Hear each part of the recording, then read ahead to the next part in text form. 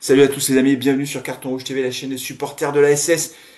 On se retrouve pour une vidéo qui n'était pas prévue, c'est pour ça que le son est pas terrible, l'image est pas terrible, je m'en excuse, mais j'ai besoin de faire cette vidéo parce que je sens que je suis de plus en plus énervé. En fait, je vais revenir sur ce derby qui fait la une de l'actu, on en parle dans les médias, les journaux spécialisés, etc., les journalistes, les éditorialistes. Alors, ça tourne en boucle sur les deux sujets de ce derby, en quelque sorte, l'erreur d'arbitrage de Monsieur Le Texier et puis le supporter stéphanois, ou pseudo-supporter stéphanois qui a jeté la pièce.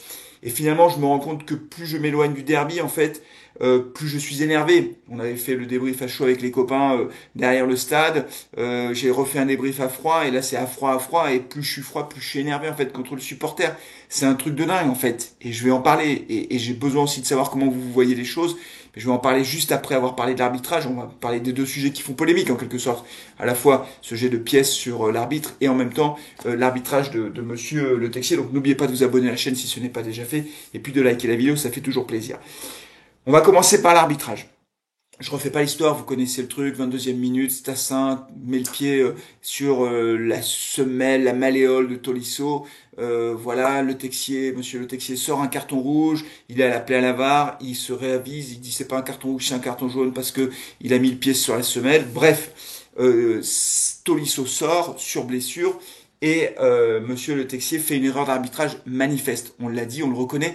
Ouais, on est comme ça, c'est-à-dire qu'on essaie d'être objectif. On a tellement été victime d'erreurs d'arbitrage qu'on lui dit ah ben vous êtes pas lucide machin. Si, on est lucide quand il y a une erreur d'arbitrage en notre faveur, on le reconnaît aussi. C'est une erreur d'arbitrage.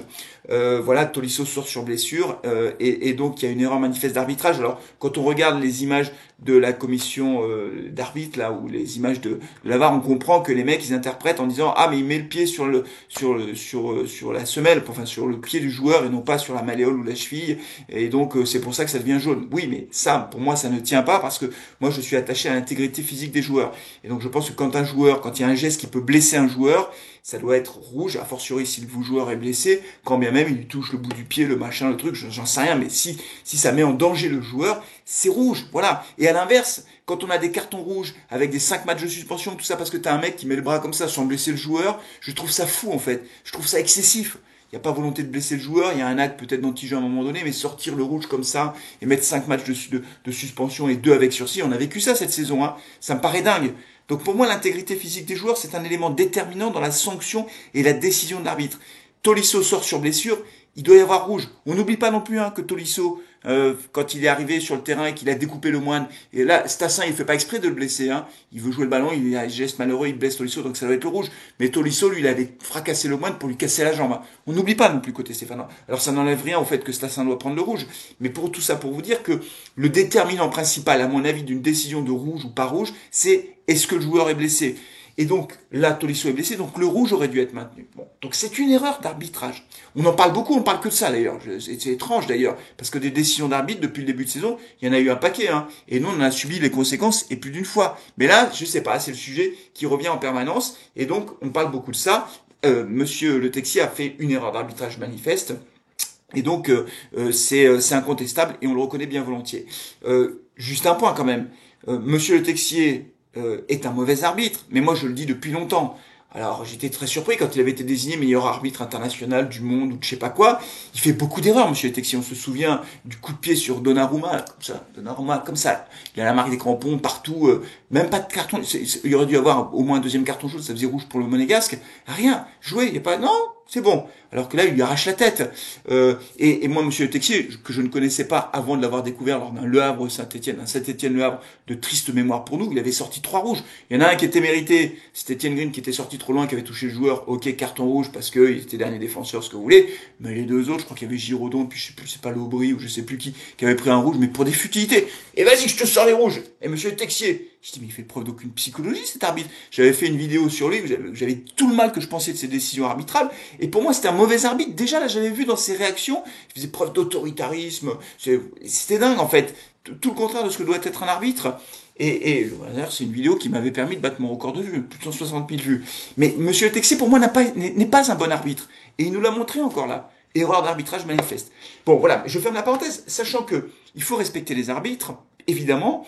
je dis ça sur Monsieur Le Texier, à la décharge de Monsieur Le Texier et de tous les arbitres de France, de Ligue 1 et de Ligue 2, je pense que la VAR, c'est une horreur, la VAR. Je ferai une vidéo spéciale sur la VAR. J'en avais déjà fait une. Il faut arrêter avec l'assistance vidéo. Ça ne résout aucun problème. On nous avait présenté l'assistance vidéo comme étant la solution qui allait régler tous les problèmes. Il n'y aurait plus jamais d'erreur d'arbitrage, puisqu'on allait regarder les images. Et qu'en regardant les images, on allait se rendre compte de ce qui était vrai et pas vrai. Ben, tous les week-ends, on voit qu'il y a des problèmes. Donc l'assistance vidéo, faut arrêter. En plus, ça tue le football. C'est un truc de fou. Donc je ferai une vidéo là-dessus. Et donc, à la décharge de Monsieur Le Texier, il avait pris une bonne décision. Et c'est la VAR qui l'a induit en erreur. Donc c'est bien la preuve que la VAR ne sert à rien. Même si évidemment, quelquefois, ça permet de voir si le ballon a franchi la ligne ou si un mec était hors jeu. Mais globalement, il y a plus d'effets négatifs que d'effets positifs. Voilà, donc Monsieur Le Texier s'est trompé. C'est une erreur d'arbitrage. Il en arrive tous les week-ends. Nous, on a été victime d'un nombre d'erreurs d'arbitrage très important depuis le début de saison. Là, c'est Lyon qui en pâtit. J'ai quand même le souvenir certaines fois de décisions arbitrales en faveur de Lyon, des pénaltys sifflés, des machins, où là, on les entendait moins. Bon, bref. Erreur d'arbitrage. Bon, ok. Donc voilà, ça c'est fait. Maintenant, le truc qui me rend fou en ce moment, les amis, c'est le supporter stéphanois, en fait. Alors, on ne savait pas qui était ce gars-là. C'est un supporter stéphanois de 28 ans. Et donc, le gars jetait des pièces sur le terrain. Il a reconnu avoir jeté des pièces. Non, c'est pas moi qui ai visité l'arbitre. Apparemment, il y avait plusieurs pièces sur le terrain. C'est-à-dire qu'on a l'impression qu'il y a des mecs, un ou plusieurs, qui jetaient des pièces, à mon avis, en visant les joueurs lyonnais. Mais sans déconner. Et apparemment, ça demande confirmation, je suis pas sûr de ce que je dis, mais le gars était au COP Nord. Il n'est pas green, il n'est pas magic, il n'a pas été identifié comme tel, heureusement. Mais il était côté COP Nord. Donc toi, tu es au COP Nord. Je résume le truc. Tu viens voir ton équipe. T'as une soirée incroyable, magnifique, des tifos exceptionnels, une ambiance incroyable. On démarre le match, on marque après 10 minutes de jeu. Tout va bien. On aurait dû prendre un rouge, on prend pas de rouge. Les Lyonnais sont à la rue, mais complètement à la rue. L'ambiance est magnifique. Tu sais en plus que tu es dans une tribune où les supporters nos groupes de supporters ont failli être dissous par l'État, par le ministère de l'Intérieur, car considéraient qu'on était source de problèmes. Donc, et toi, dans ta tête, tu te dis, tiens, je vais jeter des pièces sur les joueurs. Mais t'as quoi dans le cerveau, en fait? T'as quoi dans le cerveau? Mais c'est un truc de fou. C'est une dinguerie, en fait. Si ça avait été un Lyonnais qui avait eu la pièce, le Lyonnais tombait, il se tenait la tête pendant une demi-heure, il disait, je peux pas reprendre. On avait match perdu, 3-0.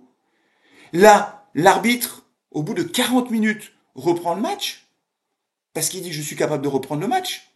Mais j'ai presque envie de dire que c'est un miracle, en fait, qu'on ait pu aller jusqu'au bout du match. Je sais pas quelle est la sanction qui sera prise. On risque un retrait de points. Ce qui n'est pas non plus la solution, parce que je vais revenir là-dessus aussi, sur les sanctions collectives pour le club, etc. Mais le mec qui fait ça, putain, mais c'est pas possible, sans déconner. On ne jette rien sur le terrain. On ne jette rien. Rien, mais même pas un papier, en fait. Mais si tu jettes un papier sur un joueur lyonnais, il te prend sur l'épaule, il s'écroule, il dit qu'il est blessé.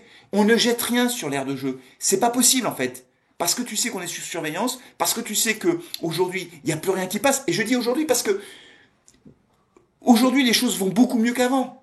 Moi, je me souviens de certains matchs où sur les corners, les joueurs adverses, ils en prenaient, mais c'était pas une pièce, C'était des trucs de dingue. Moi, j'ai re-regardé un peu en préparant cette vidéo vite fait. Je me souviens d'un match, c'était un Marseille-PSG.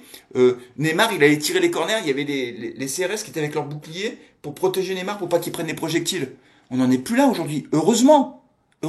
Donc les choses vont mieux. Mais t'as toujours un abruti qui se dit, tiens, je vais jeter une pièce sur le joueur. Mais c'est dingue, en fait. T'as plus rien à faire dans un stade, mon pote. Surtout pas à Geoffroy Guichard, en tout cas. Parce que tu pénalises 40 000 personnes et l'équipe de Saint-Etienne qui avait le match en main, qui était en train d'écraser les Lyonnais dans le jeu. Les autres, ils y étaient pas. Et toi, tu jettes des pièces. Mais ça me rend fou, en fait.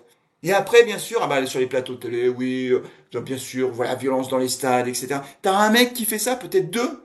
Putain, c'est trop, en fait. C'est trop. Franchement, moi je sais pas s'il y a des gens qui l'ont vu en tribune, mais tu vois un mec qui fait ça, qui jette un truc, tu l'attrapes, tu dis maintenant t'arrêtes tes conneries, Tu l'attrapes, tu dis t'arrêtes tes conneries, toi. Il faut qu'il y ait aussi un peu j'ai envie de dire, d'autorégulation. On peut plus se permettre ça. C'est plus possible. Tout allait bien. Maintenant on attend la sanction. Voilà. Et on aura certainement du huis clos. Alors ce sera peut-être aussi pour les pyros, mais voilà. Donc moi ça m'en fout. Je sais pas comment vous sentez les choses, mais c'est dingue. Après, franchement. Qu'est-ce qu'on peut reprocher au club? Rien. Le club, Le mec, il rentre avec des pièces de monnaie. Alors, on va interdire aux gens de rentrer avec des pièces de monnaie. C'est pas possible. Donc, t'as 40 000 personnes. T'as un abruti. Voilà. Il fout tout en l'air. À lui tout seul. Alors que tout le monde était impeccable. Voilà, moi j'ai des gens qui m'ont appelé, des journalistes qui m'ont appelé en disant, ah là, qu'est-ce que c'est normal, le foot, tout ça, la violence. Je dis, mais la violence, il y a 40 000 personnes qui viennent, il y a pas un problème. T'as 40 000 personnes dans un stade qui font la fête, qui sont là pour pousser leur équipe. 40 000 personnes, encore une fois, on oublie toujours de dire ce truc-là. Mais le foot, ça rassemble les gens. Les gens sont au stade, quelle que soit leur couleur de peau, leur religion, leur catégorie sociale, leur revenu. Tout ça, on s'en fout. Les gens sont là, ils supportent leur équipe, ils passent des moments ensemble, ils partagent des moments de convivialité. Et t'as un mec qui est là et qui fout tout en l'air. Putain, mais c'est trop, quoi. C'est trop. T'as pas le droit y a pas le droit de faire ces trucs-là aujourd'hui. C'est plus possible. Donc moi, ça me rend dingue, en fait. C'est maintenant, là, c'est bon, plus on s'éloigne du derby, plus c'est la colère contre ce mec. Alors, tant qu'on savait pas qui c'était, tu sais, tu te raccroches au truc, tu dis, bah, peut-être que c'est pas un Stéphanois. Bah, si, c'est un Stéphanois. Voilà. Visiblement, c'est un Stéphanois. Bravo, hein. Super, merci beaucoup. Merci pour ce que tu fais pour le club. Merci pour ce que tu as fait aussi pour les joueurs qui ont été irréprochables sur le terrain. Merci aussi pour tous les supporters qui étaient là et qui pendant 40 minutes ne savaient pas si on allait reprendre le match. Et tu viens gâcher la fête de tout le peuple vert, quoi. Vraiment, t'es un champion du monde, toi. Interdit stade à vie, hein. Je veux dire, t'as plus rien à foutre dans un stade, quoi. C'est pas possible. Et les autres, réfléchissez, quoi. Ceux qui essaient de temps en temps de se dire, on va envoyer un truc et tout ça, réfléchissez, quoi. C'est plus possible. On a ras-le-bol de ça, quoi. On a un public exceptionnel, une ambiance incroyable, des tifos magiques, on en prend plein les yeux, plein les oreilles, on vit un moment magique et d'un seul coup, t'as un crétin qui commence à jeter des trucs pour essayer de toucher les Lyonnais. Mais ça aurait été la tête d'un Lyonnais, je te garantis que le match était terminé. On perdait 3-0, le Lyonnais se tenait la tête en disant j'ai reçu une pièce, on aurait vu au ralenti une petite pièce qui aurait rebondi sur sa tête, il aurait rien eu, hein, mais il se serait écroulé, il aurait tenu sa tête, ils étaient à l'ouest les mecs. Donc bien sûr qu'ils auraient misé là-dessus. C'est tout pour aujourd'hui. On va suivre les événements évidemment pour voir comment ça se passe. Allez, prenez soin de vous, de vos proches et allez les verts. Ciao.